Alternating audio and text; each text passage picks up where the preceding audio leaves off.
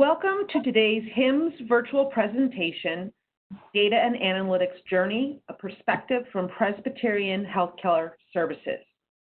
Your speakers today are Soil Mammon, Chief Analytics Officer for Presbyterian Healthcare Services, and Brad Cook, Chief Revenue Officer at Presbyterian Healthcare Services. Before I turn things over to Soil, I'd like to go over a few housekeeping items.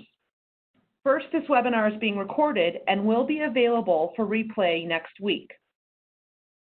All attendees will be on mute for the entirety of the webinar. If you have a question, please submit them via the Q&A text box to the right of the screen at any time during the presentation, and we will address them during the Q&A portion at the end. As a follow-up to today's presentation, you will also receive an email that includes a PDF of today's presentation and the recording. Thank you so much for joining us, and with that, Soil will start today's presentation. Good afternoon and good morning. I'm not sure which time zone I'm aligning with, but Brad and I are very pleased to give insight into our data and analytics journey. I will set up the presentation more from the big picture perspective, and Brad would give detailed insight into how he is driving data-driven culture using Mede analytics. So flip over the switch. So here are the learning objectives, what you expect to get out of a total of 1 hour of session today. So I'll be talking about making a case for why a delivery system with a health plan needs a data and analytics journey, because we should be focused on delivering the care and ensuring the care. So I will briefly touch base on that aspect for 5 minutes. Followed by that business case, I'll give insight into how that business case has evolved into our data and analytics vision, and how we have converted that vision through our operating model.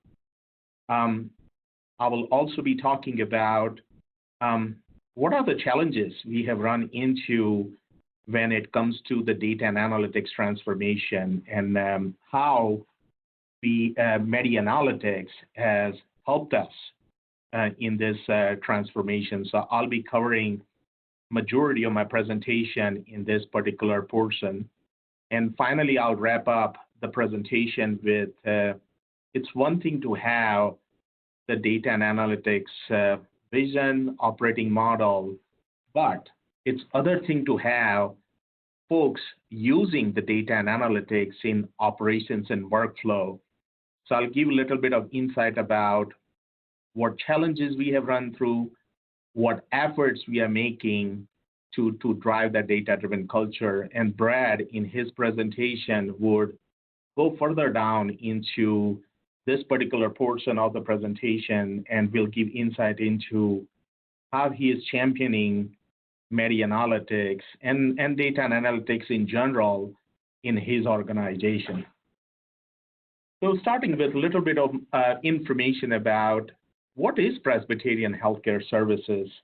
Presbyterian Healthcare Services is an integrated delivery system. That means we finance as well as deliver the care. We have a health plan of around 600,000 members where we provide the health insurance services.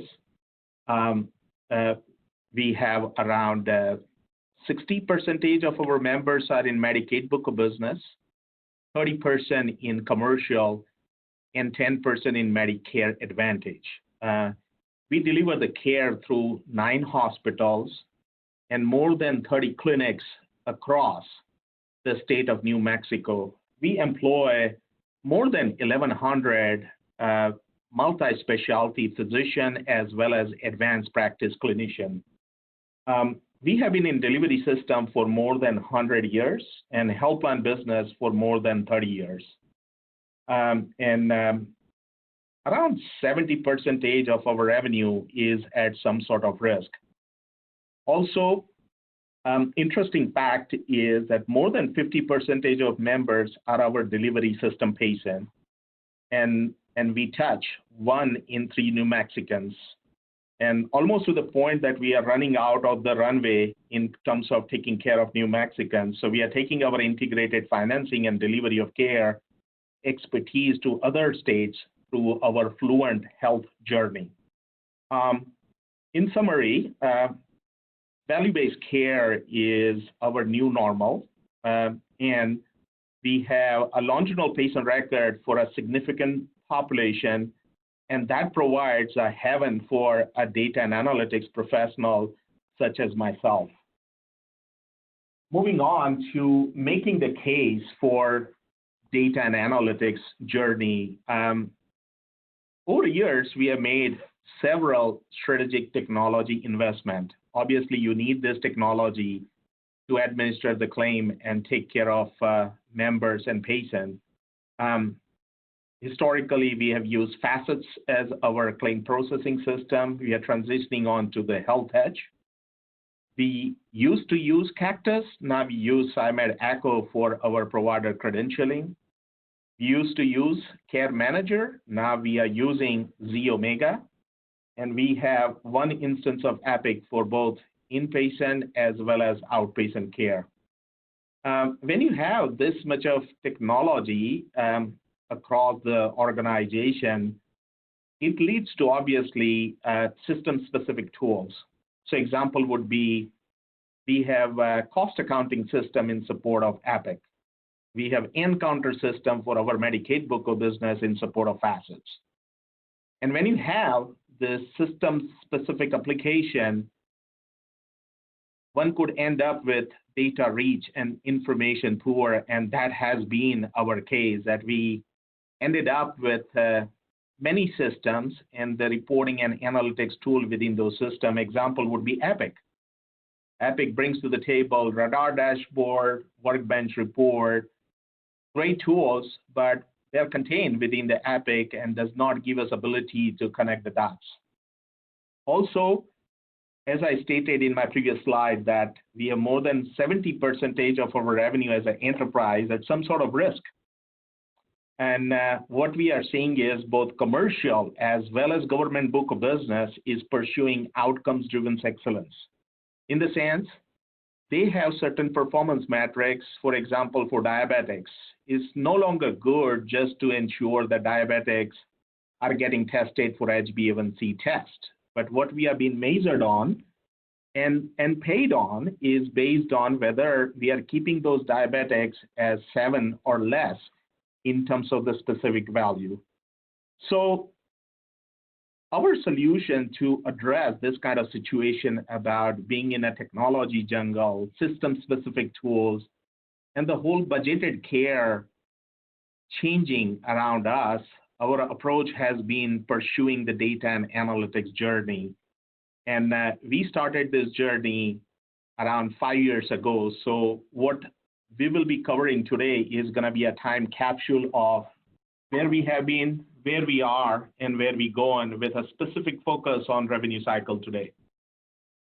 Moving on to the next slide. So with the business case, what is our approach when it comes to integrated financing and delivery of care? So this slide gives you insight into not the integrated tools, but integrated solutions, which brings to the table the best of the people, process, and technology. And it works very cohesively. So example would be care management working hand in hand with utilization management, hand in hand with pharmacy. And this integrated solution work within as well as across, because we are an integrated delivery system. So health plan works very closely with delivery system when it comes to taking care of members who are our patients. Going on to, now we have this integrated solution. How we are powering this integrated solution with data and analytics. So our vision is, and this is the macro view, that we tend to pursue more integrated approach to reporting and analytics. What I mean by is approaching that sweet spot in the top left portion of the slide, which is looking at members who are our patients and driving that integrated reporting and analytics. Also, many of data and analytics journey I've seen in my career is oftentimes short-lived, but since I'm talking to you after 5 years, it tells a lot of things about Presbyterian data and analytics journey, that it is leadership-driven. It was a board-sponsored initiative when we started, but we continue to meet with our executive leadership team on a monthly basis for 90 minutes through a forum called Analytics Program Steering Committee meeting, where we gain insight and guidance from our executive leadership. Also, the data and analytics organization is organized in a hub and spoke model. Spoke are more operationally oriented, and that brings to the table some of the operational insight, which is very essential to thrive in data and analytics journey. Everybody complains about lack of data and analytics talent. So the approach we have taken is pretty similar to baseball analogy. We have AA team, we have AAA team, and then we have players who plays in majors. And we do that by bringing in and partnering with local universities and bringing in the interns and converting those interns into FTEs. And for analysts, scientists, and informaticists, what we have is called community of practice, because analysts learns from each other. They can go take the classes at the university or go attend the conference, but the true learning comes when they collaborate and work with each other. So we have that analytics culture approach as well. We firmly believe as an organization in failing fast, and we want to fail forward, and we want to make sure we have a test and learn culture. So we invest heavily on taking on some of the technologies and tools to see whether it works or not. And Mede Analytics, to a certain extent, started with similar kind of approach. And once I cover some of the innovation we are doing with Mede Analytics, especially creating integrated solutions where we are working with them and partnering with them to combine claims data with clinical data in a solution called value-based purchasing. That is one of the example of us experimenting and seeing whether we can come up with that kind of solution. Also, we have commitment from highest level of leadership, which is competing on analytics on long haul. That means we continue to make investment in our data and analytics journey, and it has not died yet, and it continues to grow. Looking at some of the macro view into our data and analytics vision is our vision is driven by moving our organization from ad hoc to strategic standard deliverable. At start of our journey, we started with a lot of ad hoc requests, pretty much requests for reports. And I'm pleased to say that at this particular stage, I don't have exact number whether we were able to flip 80/20 into 20/80, but I can confidently say that we are somewhere around 70/30, where we still have 30% ad hoc reports, but majority of the time we are sitting on the table informing some of the strategic decision Presbyterian is making. And as a result, it's moving our data and analytics journey into data through the insight, going through this journey of reporting to analysis to analytics. We have made significant investment over years around appropriate tools and technology, and that is leading a good work-life balance for our staff, where they are not doing that much of ETL, extract, transform, and load, but they are spending majority of the time in generating the insight.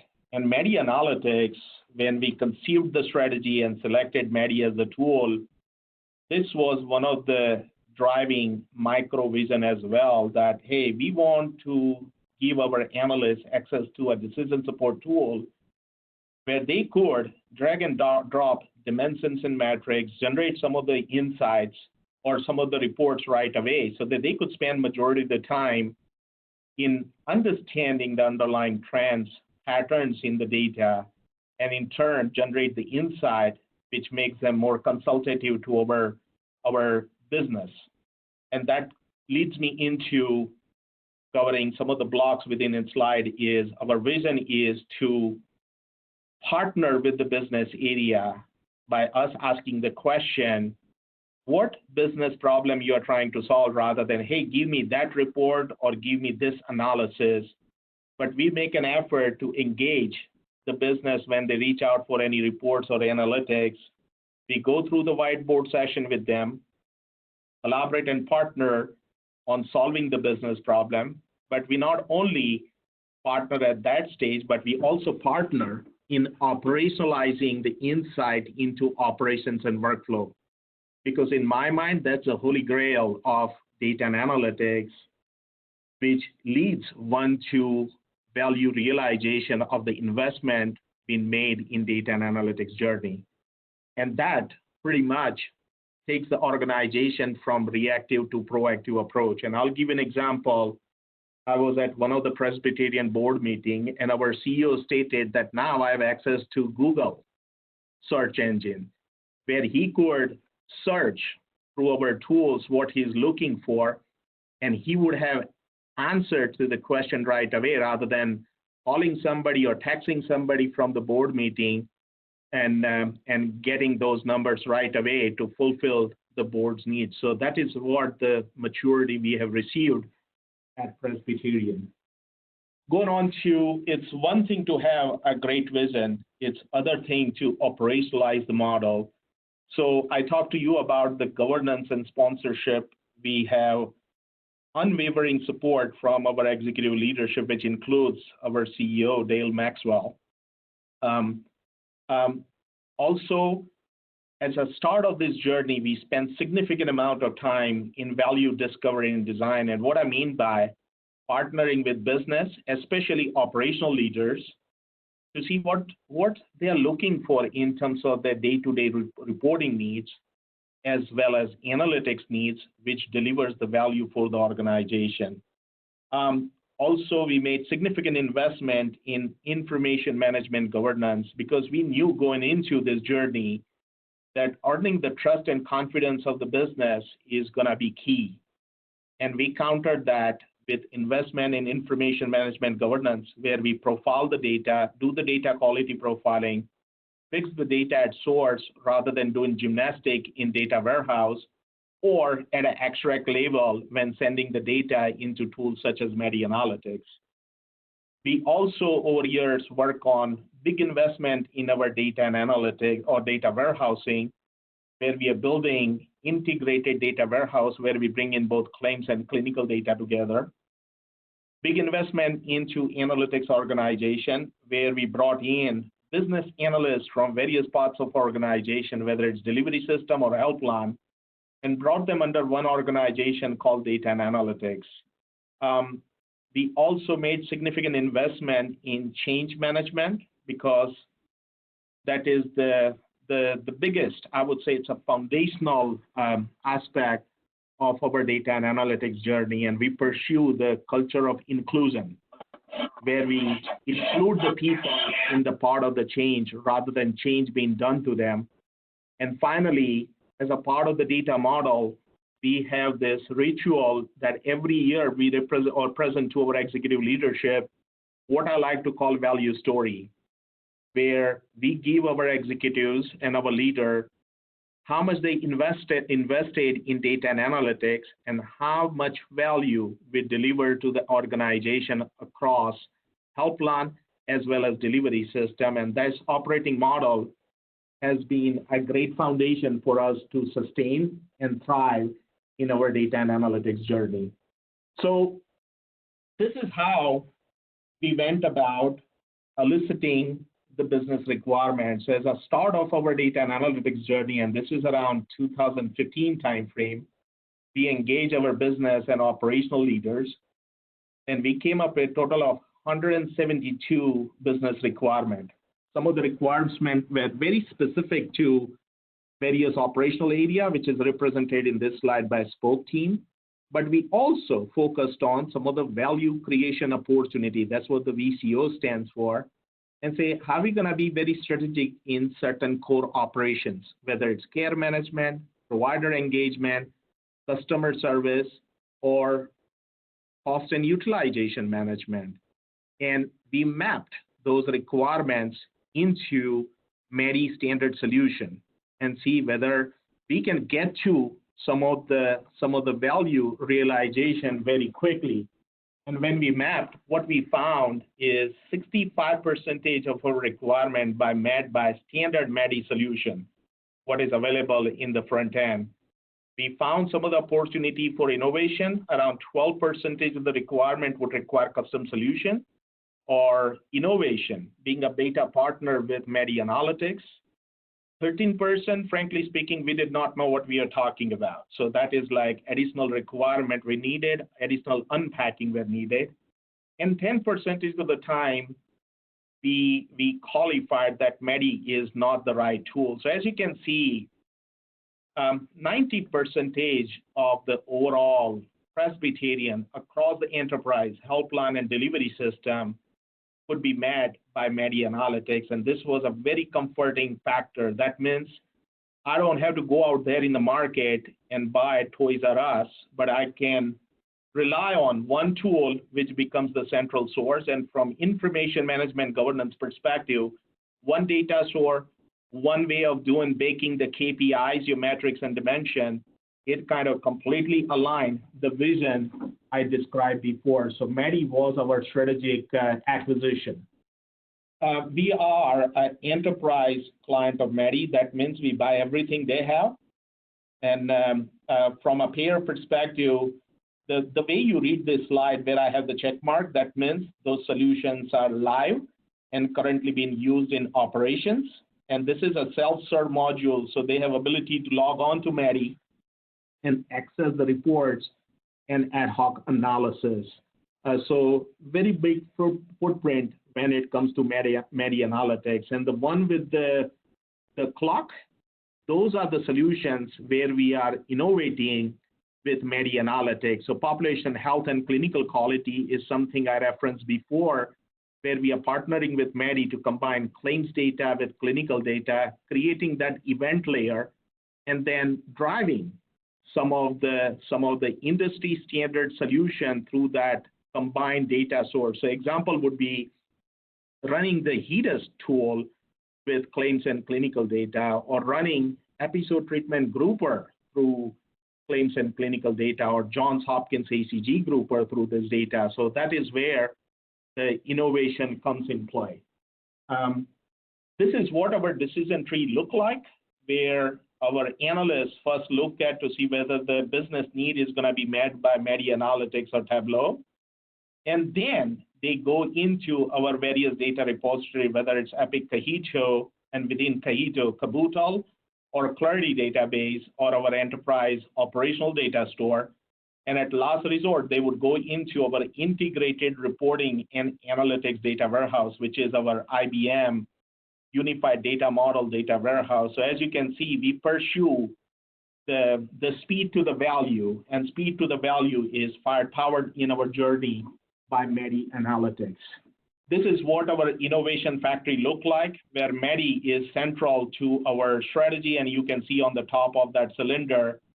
But we have certain other tools which we have surrounded ourselves with, but those output of those tools goes into Mede Analytics as well. So for example, Milliman Groupers, which gives us ability to standardize some of the KPIs like claim service categories or admissions per thousand. Johns Hopkins ACGs, which we use for care management, all that data goes into Mede Analytics. And that's how the Mede becomes the central point for a lot of reporting and analytics. I'm going to quickly, I know I'm running over my time, but when I set the stage for Brad, to kind of take us through the journey of how he is driving in his revenue cycle operations the data-driven culture. But what we have learned over time is, and this doesn't apply to Brad because he's a champion of data and analytics, but other parts of our organization is data and analytics is complicated, scary, and oftentimes you come across it, it's not my job. And it originates out of some of the foundational issue around lack of awareness, fear of change, surveillance anxiety, and it's underpinned by some of the distrust around data and results. So we have applied the behavioral science where we have pretty good idea about where different people are in terms of their change management curve. People go through the change through various stages: shock, denial, anger, value of depression, acceptance, and then steady state. And we have aligned all those interventions according to different people in different stages. We believe as an organization in data democratization. That means we do not put data and analytics or tools into a vault, but we make it self-serve. We support that by data literacy. What I mean by data literacy is enabling the business leaders through our socialization, engagement, and adoption strategy so that we can meet that cognitive, emotional, and behavioral need. We make the consumption of this tool very easy, like a landing page, pretty similar to Amazon.com kind of experience, where they could type into the search window and it gives whatever the appropriate tool they would like to leverage. We believe in strong partnership, and Brad would touch in his presentation around how do we partner. So when we started in this journey, we had a bunch of data archaeologists who pretty much spend majority of the time in searching the field and assembling and compiling the reports. And obviously it was, and I take the ownership as a leader for that we did not surround themselves with a tool such as Mede Analytics, which gives quick access to your dimension and metrics. You don't have to do that much of ETL. And as a result, we have converted those data archaeologists into data analysts, where my staff is currently spending a lot of time in analysis and interpretation, and they spend majority of their time in operations, providing consultation and problem solving in near real time in various business areas. So my lesson learned out of 5 years for data-driven culture is follow product management approach with data and analytics tool. There are thousands and thousands of tools when it comes to data and analytics, but with Mede Analytics, in data and analytics organization, for each and every solution, we have product manager and product owner. And they ensure the appropriate care, feeding, and nurturing of the tool. Just buying a technology and hoping and praying people would come and use it ain't gonna work. And our product management approach in organization has worked beautifully. Information management governance is key, because like I stated, people have distrust around data and results. And when you give them the confidence about appropriate data quality and fixing the data at the source and adopting the tool, which is gonna ease the journey into this data-driven culture or information management governance, like Mede Analytics, was the key as well. Other advice is not to solve the world hunger and world peace, not to solve the population health, but getting your arms around cost and utilization or quality aspects. So my advice is start small and show the value. Next one is leverage business champion, and Brad Cook, who is on the call, is great example of business champion who has taken on the data and analytics and tools such as Mede Analytics and has given a different meaning in the data and analytics journey. And lastly, as a data and analytics leader, consider implementing Center of Excellence or Knowledge Center, because we hire data and analytics staff, but they do not have operational knowledge. Partnering them with leaders such as Brad and his staff is very, very, very essential. and that would create the magic. So with that, I will turn this webinar over onto the Brad to take one step further into his championship around the data and analytics in general, and revenue cycle and Mede analytics in specific. Brad, you want to take it away? Good afternoon, everyone, and thank you, Soil. I appreciate that transition. Today, let's see if I can get the presentation hand over. There we go. So I want to spend a few minutes today talking about overview of our revenue cycle. Soil gave a brief overview. I think we're getting a little bit of feedback. So Soil, maybe you can mute. I'll talk a few minutes about the operating environment and challenges before we installed Mede Analytics, talk about what it looks like today, and just what our approach was to embedding analytics throughout our revenue cycle, because as Soil mentioned, there are some barriers to implementing self-serve analytics, and we encountered some of those as well. Even though we've been a champion, it's been a journey for us as well. So a little bit about our revenue cycle, and I won't spend much time on this just for the sake of time, but every revenue cycle is oriented or a little bit differently in terms of what functions roll up. For us under patient access, it's primarily pre-service verification, financial counseling, and your typical registration functions. In our middle revenue cycle, we have health information management, coding, and revenue integrity. And then our back office, patient financial services, it's primarily comprised of billing, collections, and our payment integrity team. So we talked a little bit about Presbyterian at the beginning, but my primary focus is our delivery system. Our delivery system has 9 hospitals located throughout the state. We have 1,100 employed providers, 3 ambulance divisions, and roughly $1.9 billion in net revenue.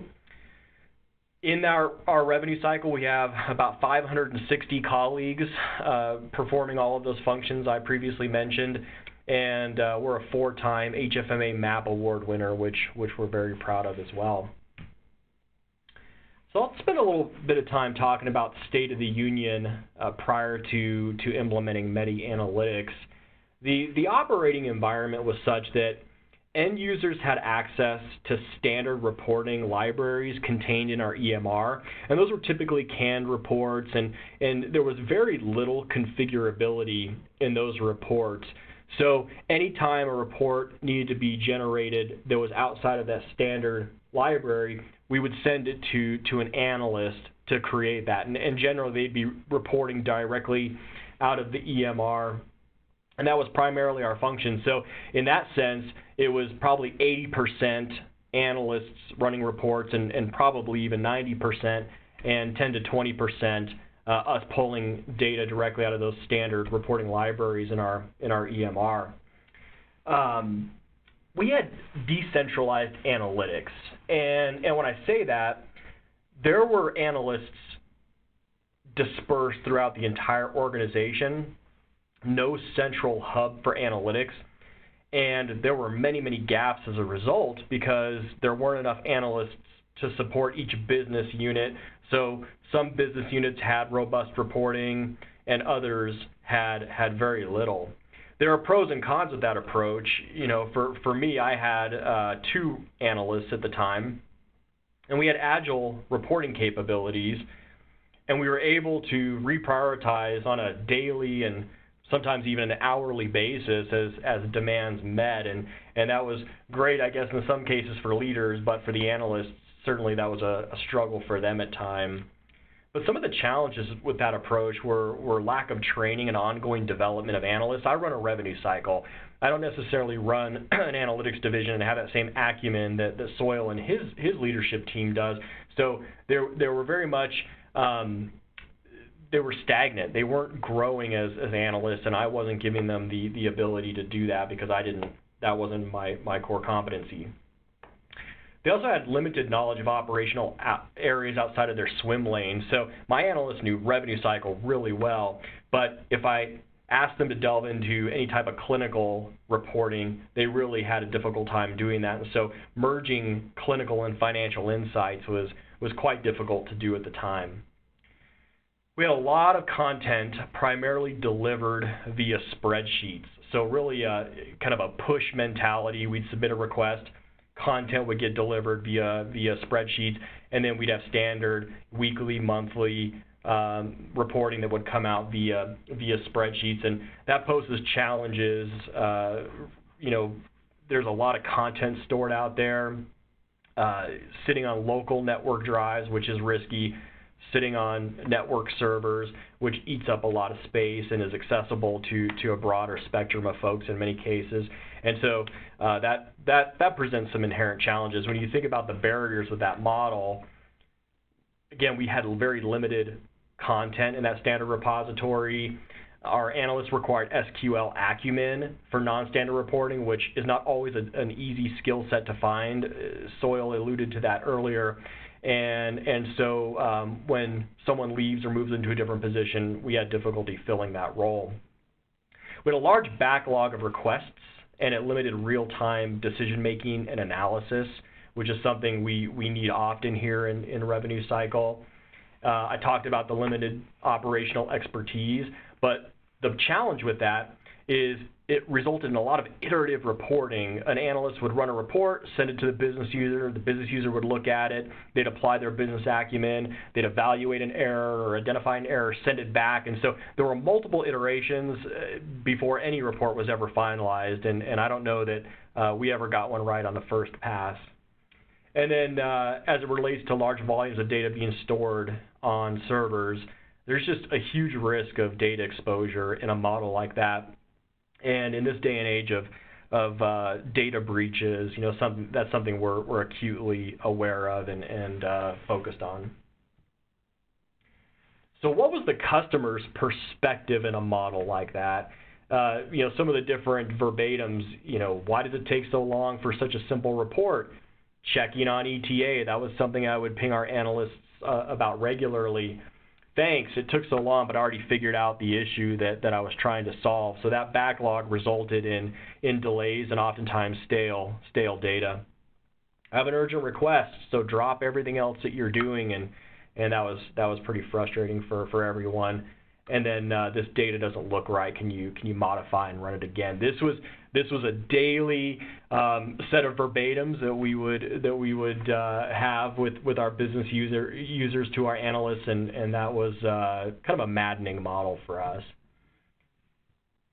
The analyst's perspective, on the other hand, I have more work than I have time. 90% of the work is being done by one or two analysts, getting fed by reports or requests from multiple business users.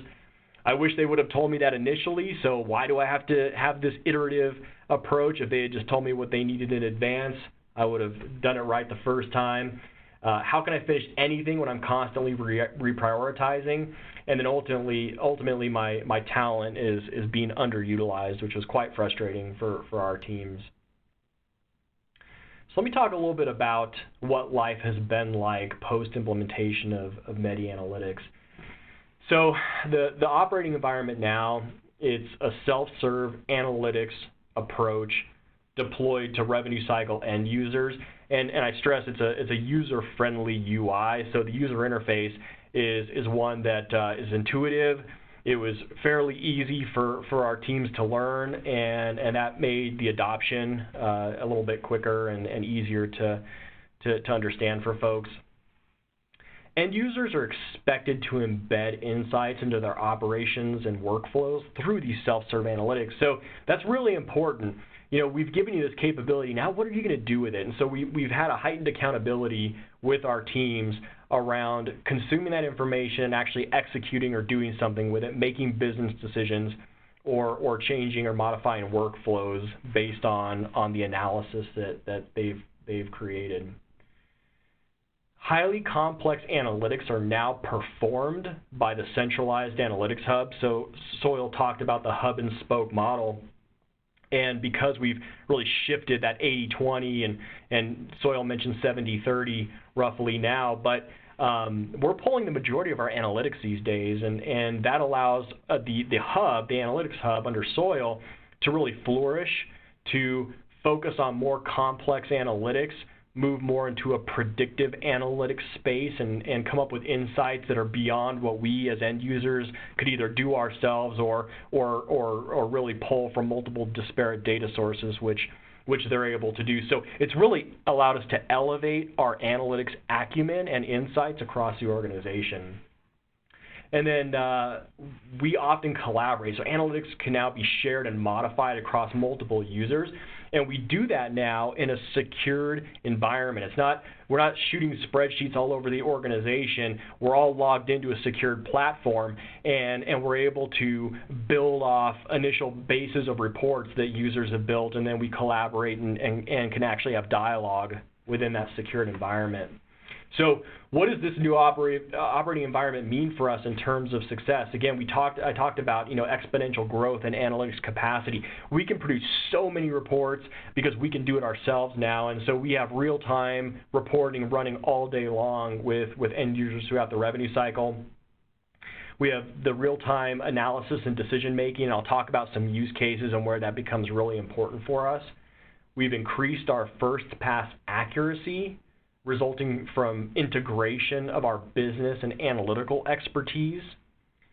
We've had the reduction in the analytics backlog, which again has allowed our analytics organization to achieve a higher maturity in analytics. And then that collaboration across our users and the analytics organization has really, really increased. And I can't stress that enough because that's been really valuable for us. And we learn together through this, and I'll talk about how we've implemented some approaches to learn from each other and create collaboration amongst our teams. So what's the customer's perspective now, right? It's so easy a caveman could do it, and really it is. I mean, it was a user interface and an approach that really helped increase the adoption rate here, and now it feels second nature to run a lot of our own analytics and be able to respond real time to requests. So what did we do to create a data-driven culture? Some of the barriers we had, Soil spoke to these earlier, and I think some of them are the same, and one or two may be a little bit different here, but a transformation from push to pull mentality. That was one of the biggest challenges. Users were so accustomed to submitting a request to the analyst, and then you'd wait a day or two or maybe an hour or two, depending on the complexity of the request, and they'd push it out to you. And then you'd make that a monthly or weekly report, and you'd just get it every week or every month. And so it was always there. It was in your inbox. Sometimes you opened it, sometimes you didn't, but it was always there, and it was kind of in your face. This transition has made it such that you actually have to go out and pull your own data now. You have to create your own analysis. You can schedule that to have more routine creation and distribution of those. But it's something that users have to go out and get now, and that was quite a change for us in terms of the cultural aspect of analytics at Presbyterian. Users had little experience with self-serve analytics. They just weren't analytical. They were operations, they were business, they were running their revenue cycle departments, and didn't exactly know what to do even when they had that tool delivered to them. So that was a hurdle that we had to work through as an organization. Part of that meant they had underdeveloped critical thinking skills, and they were great at doing their jobs, but when it came to analytics, how do you pull analytical insights out of data even once you have it? I found that was a real struggle for many of our users when we sat in a room and we pulled a bunch of analysis into Mede, and they didn't know what conclusions to draw from that or how to get to an answer or solve the problem even when the data was at their fingertips. So that was a challenge. And then ultimately time. It was just one more thing for people to do. It was so much easier when the analyst was doing it. This was their mindset, and it was less work. But I would argue that the multiple iterations that we had to conduct under our prior model actually wasted more time, and also the time to deliver analytical insights to end users was far, far longer in the older model. And so, again, we had to overcome those barriers to adoption. So how did we do that? We started by deploying the Mede Analytics solution to all of our revenue cycle leaders and certain non-leaders. And so there was a certain subset of financial analysts, business analysts that would do routine analytics for us, mainly in our revenue integrity division. And we kept it small initially to get very small groups of users together and train them. When we deployed this, in conjunction with their credentials to access the software, we held use case training sessions led by our analytics organization, who had done deep data acceptance and end user training on this before deploying it. And we asked all of these users who were getting access to the system to bring real business problems to this work group, if you will, this training, to allow us to solve those problems real time, to teach us how to pull in certain fields, or what did this field mean, and how do we drill down on something, or do we want to start with a summary level report or a detailed report. And that allowed them to, one, bring to life the problems they were trying to solve in the moment, but also teach them the system, and then allow everyone to collaborate on how to do that. So there was a lot of sharing of information, both from analytics to operations, but also between operations in those sessions. And then we took it one step further. After those use case training sessions ended, everyone dispersed back out to their daily lives, and we had this tool, and some people used it, some people didn't. And so what we decided to do as leaders, because I'm a big proponent of self-serve analytics, I find myself, or at least fancy myself, fairly analytical. And so we started holding think tank sessions with our revenue cycle teams, our leaders, and we'd bring them into a room, and we'd sit there every week for 2 hours and just solve business problems. And we would make sure that everyone had an opportunity to drive, if you will, and perform their own analytics with all of us in the room with a projector or on a monitor, so that we could cross-collaborate and share insights and help each other be successful. And again, that was multifaceted or beneficial from the standpoint of we got to learn the system, but also really solve problems as we went. And then we took it yet another step further, and to promote adoption, we had our analytics hub start rejecting simple. I put simple from the standpoint of, if they could be completed in Mede Analytics, we wanted our users to do the work. So really drive the business towards the solution that we provided. So they started rejecting them, and then they would actually deploy an analytics personnel to that user to help make sure they knew how to run that on their own and develop that acumen. So again, we were really trying to push that adoption, and so we came up with a few different scenarios to help drive that.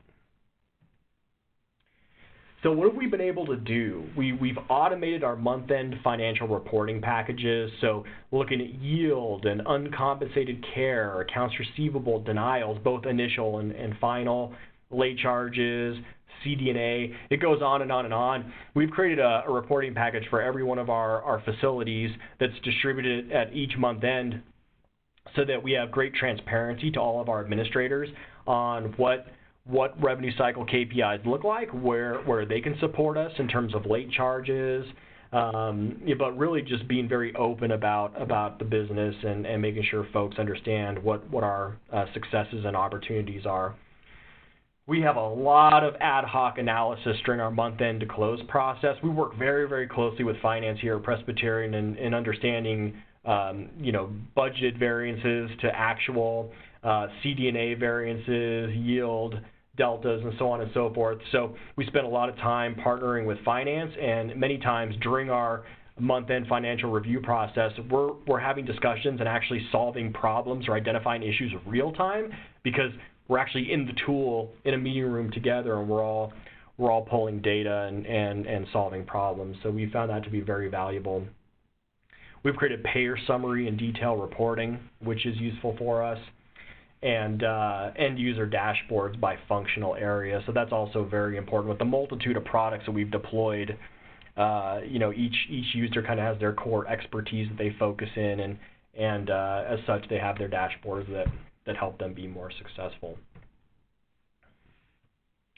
So with that, we went a little bit over today, but we wanted to make sure we left adequate time for questions. So 10 minutes remaining for that. Thank you, Soil and Brad. As a reminder, if you have a question, please submit them via the Q&A text box to the right of the screen.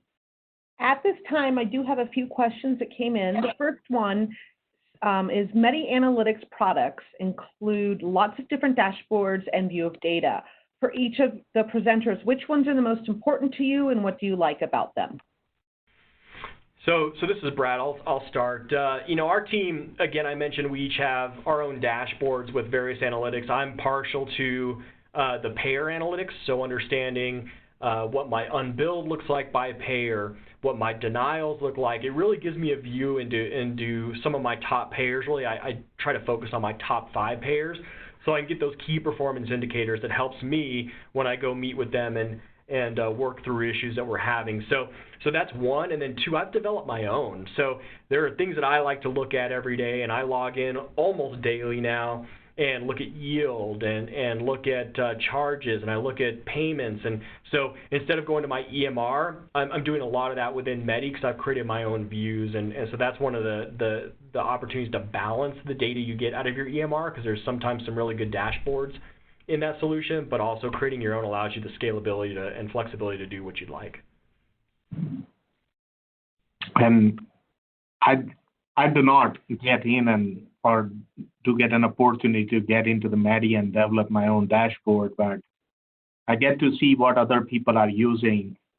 And what I've seen is our medical directors. So since Brad covered the delivery system side of the house, let me give an example of payer side. Our medical director in the health plan, we work with them to develop a dashboard for them to understand the cost, utilization, risk, and outcomes in medical management solution of Mede. And they are routinely using to understand how they contribute to the overall cost and utilization trend.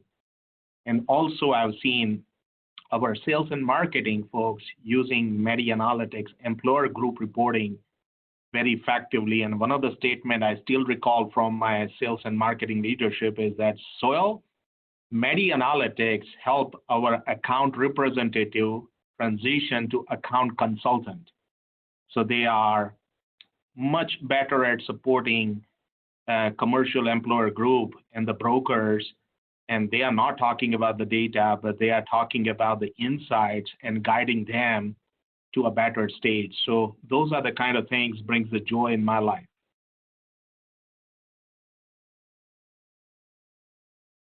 Thank you. All right, the next question is, how has Mede Analytics helped you to understand your account life cycle? Oh gosh, we've developed such deep insights.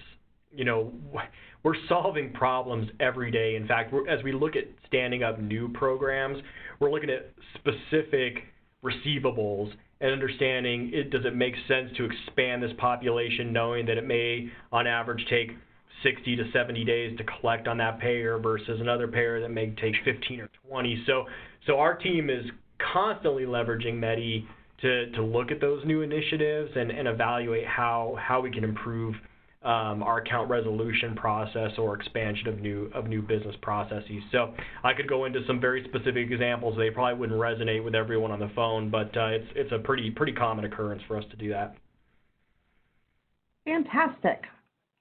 All right, at this time there are no more questions. So I'd like to thank you all for participation and questions. As a reminder, we will send you a PDF and recording of today's presentation. Again, thank you for joining us, and you may now disconnect.